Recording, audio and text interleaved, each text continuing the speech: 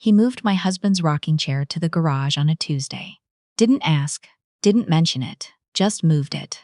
And I stood in the living room staring at the empty corner where that chair had been for 31 years. And I didn't say a word. That was my first mistake. But it wasn't my last. My name isn't important. What matters is that I'm 67 years old. I've lived in this house since 1993, and I planted every rosebush in the front yard with my own hands. My husband Chester helped me dig the holes. He'd complain the whole time. Bad back, wrong season, too much sun. But he'd dig anyway, and then we'd stand on the porch with lemonade and admire what we'd done together. Chester passed 4 years ago. Pancreatic cancer. 11 weeks from diagnosis to the end. And after that, the house felt very large and very quiet, and I learned to love it anyway because it was still ours. His slippers were still by the bed for longer than I'll admit. My daughter Renee is 38. She has her father's stubbornness and her grandmother's beauty, and for most of her life, those two things served her well. She married a man named Wade 6 years ago. I tried to like Wade. I genuinely tried. He had a firm handshake and remembered to bring wine to dinner the first few times, and I thought, all right, maybe this is fine. Maybe I was being too protective. They had a good life in Phoenix. Good jobs, a nice apartment, 2 cars. Then Renee called me in March saying Wade's company had downsized, that they were behind on rent, that things were tight. She didn't ask right away. She talked around it for 20 minutes while I waited. Finally, she said, "Mom, could we stay with you? Just for a few months, until Wade finds something." I said yes. Of course I said yes. She's my daughter. They arrived on a Friday evening with 3 carloads of things. I'd made a pot roast. The house smelled like garlic and rosemary. And when Renee walked through the door, she hugged me and said, "I missed you, Mom." And I thought this might actually be nice, having someone in the house again. Wade shook my hand and looked around the living room the way you'd look at a house you were considering purchasing. Within a week, small things started shifting. Renee rearranged the spice cabinet. I understand that. She was cooking more. She had a system. I didn't say anything. Then Wade mentioned the Wi-Fi password needed changing for security reasons and set up a new router in the living room that had a blinking light that kept me awake. And I moved it to the hallway without discussing it, and Wade moved it back without discussing that. We didn't speak about it. We just kept silently repositioning it like 2 people playing chess. Then the chair. Chester's chair. When I went to the garage and saw it sitting between a box of old paint cans and Renee's yoga equipment, something moved through me that I can only describe as grief mixed with something colder. I brought it back inside. I put it exactly where it had been. Wade watched me from the kitchen doorway and didn't say a word. Neither did I. That evening, I heard them talking in the guest room.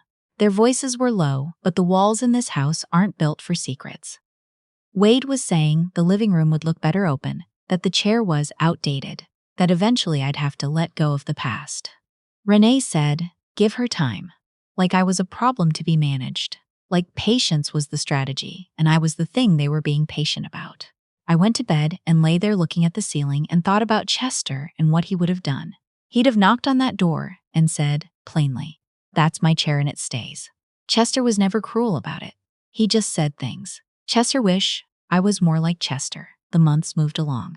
April became May. Wade was applying for jobs, or said he was. He spent a lot of time on his laptop in the living room and a lot of time playing golf with a friend he'd made at the gym.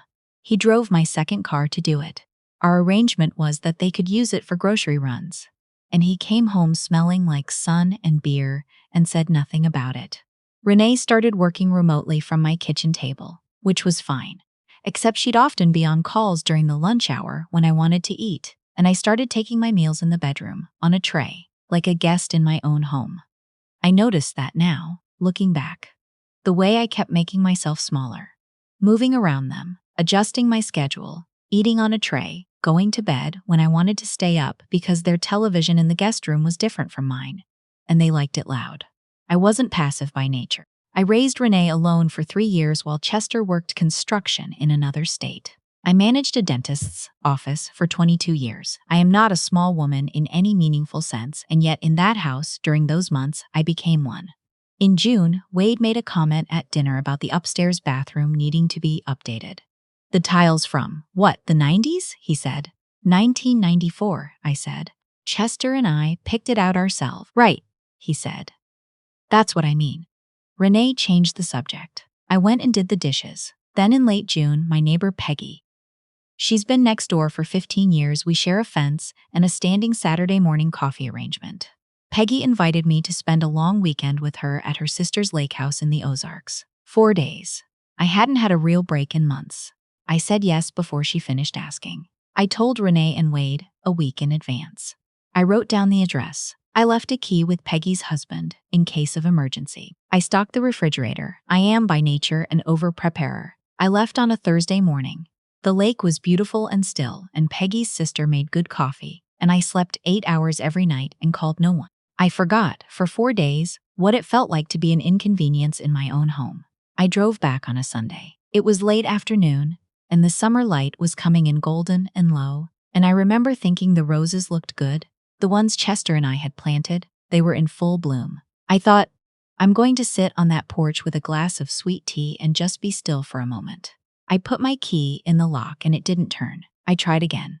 I checked the key, same key I'd had for 20 years. I tried the side door. I tried the back door. All locked, different locks. Not the same resistance as before, but a firm, clean, new lock resistance.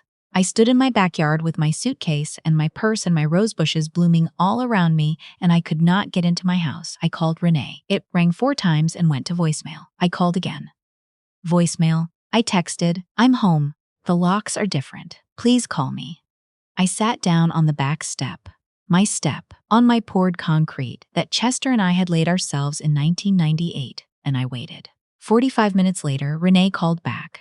She said Wade had changed the locks for safety because apparently someone on the next street had been broken into. She said she'd been meaning to tell me. She said she'd come let me in.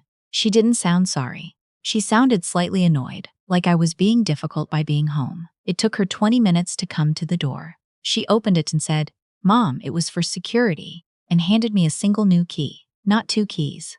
1, like she was parceling out access to my own property. That night I didn't sleep. I lay in my own bed and looked at the water stain on the ceiling that Chester and I had argued about fixing for 10 years and never did, and something in me shifted. Very quietly, like a door closing. The next morning I called my friend Harriet. She'd been telling me for months I should see an attorney. Harriet is 80 and afraid of nothing, and she gave me the number of the man who'd handled her late husband's estate. I called his office at 8:30 when they opened. I want to be clear about something. I didn't call because I was angry. I was angry, but that wasn't why. I called because I finally understood something I'd been avoiding. This was not going to get better. I had been waiting for the moment when Renee would see clearly, when Wade would become the person I'd hoped he might be, when things would somehow settle back into something recognizable. That moment was not coming. And I had spent the better part of 5 months eating on a tray in my bedroom waiting for it. The attorney's name was Mr. Foss. He was patient and methodical, and he walked me through everything. Since I owned the house outright, fully paid off, deed in my name alone, I had considerable standing. He explained what a proper notice to vacate looked like, what the timeline was, what I was and wasn't required to provide. He also asked whether I had a will and what it specified. I did have a will. It had been drawn up 8 years ago. Renee was listed as sole heir. I made an appointment to revisit that document as well.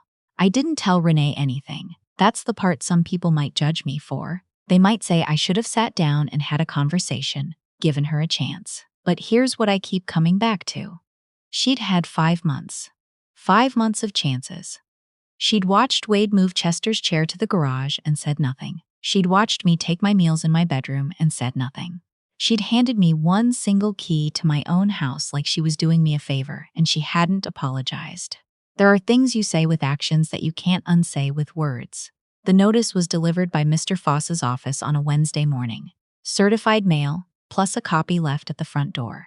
30 days to vacate. I was at Peggy's when it arrived. I'd told Peggy everything by then. She'd sat across from me at her kitchen table and said, "Honey, I'm glad you finally did something," and poured me more coffee. Renee called me 11 times that day. I let it go to voicemail for the first 8. The 9th time I answered. She was crying. She said I was being cruel. She said she hadn't meant for things to go this way. She said Wade was still looking for work, that they had nowhere to go, that I was her mother. She said that word like it was an argument. Mother. Like it was a legal claim. I listened to all of it. I let her finish. And then I said very quietly, Renee, when I came home from the lake and my key didn't work, did you think about how that felt? She was quiet. I stood in my own backyard for 45 minutes, I said. I couldn't get into my house, the house your father and I built our life in. And when you finally called back, you weren't sorry. You were annoyed. I was going to tell you about the locks, she said. When? I asked. I wasn't being sharp about it. I genuinely wanted to know. When were you going to tell me? She didn't have an answer. I said, I love you. I will always love you. But I need my home back. I need to be able to walk into my own kitchen without feeling like I'm interrupting. I need to eat dinner at my own table. I need your father's chair to be where it belongs. I paused. You have 30 days, sweetheart. That's more than enough time. I hung up and went back to Peggy's. The 30 days were not pleasant. Wade, to no one's was not gracious about it. He made a point of being loud in the mornings and leaving dishes in the sink, small hostilities that I chose not to engage with. Renee alternated between trying to negotiate. Could they just stay through September, through the holidays? And not speaking to me at all. I cooked my own food, sat in my own living room, and started putting Chester's chair back every time it was mysteriously relocated. On the 28th day, they began loading their car. I watched from the kitchen window. It took most of the afternoon. I did not go outside. It was not that kind of moment. On the 30th day, Renee knocked on my bedroom door in the morning. I opened it and she looked very young suddenly, the way she used to look when she'd had a bad dream and come to find me in the night. She said, I'm sorry, Mom. I think I lost track of whose house this was, I said. I know. She hugged me for a long time. I let her. Then she picked up the last bag and walked out the door. I stood in the living room for a while after. The house was quiet again, but a different kind of quiet than after Chester died. Not empty, just still. Chester's chair was where it belonged. The spice cabinet was rearranged, but that was fixable. The new locks were on the doors, and Renee had left both keys on the kitchen counter. And that morning, I called a locksmith and changed them again. My locks, my keys. I made myself a cup of tea and took it out to the porch and sat there looking at the roses. They needed deadheading. A few of the climbing ones had gone in the wrong direction, and I'd need to retrain them before fall. But they were alive. A little unruly, a little overgrown from the summer of not paying attention, but alive and doing what roses do. I sat there for a long time. Some people, I know, will read this and say I was too slow to act, that I should have said something the first time the chair moved. The first time Wade looked at my house like he owned it. They're probably right. I've turned that over many times. What I've come to is this. I was raised to keep the peace, to be accommodating, to believe that family always works itself out if you're patient enough. That belief served me for a long time. It stopped serving me somewhere around the 3rd month, and I didn't notice until I was sitting in my own backyard, unable to get through my own door. I notice now. Last month, I updated my will. Mr. Foss was thorough and kind and didn't ask questions that weren't his business. I told Peggy about it afterward over coffee, and she said, good for you. And we talked about other things. Renee and I are speaking. It's careful, the way things are after something breaks and you've glued it back, knowing where the crack is. She called last week to say Wade has a job offer in Atlanta. She sounded lighter about it. I said I was glad. I am glad. I want good things for her. She's my daughter. But I know now, in a way I didn't know before, that love doesn't mean giving someone a door and letting them change the lock on you. Chester's chair is back in its corner. The light comes through the west window in the afternoons and hits it just right. And sometimes I sit there with a book, and sometimes I just sit there. And it is enough, and it is mine.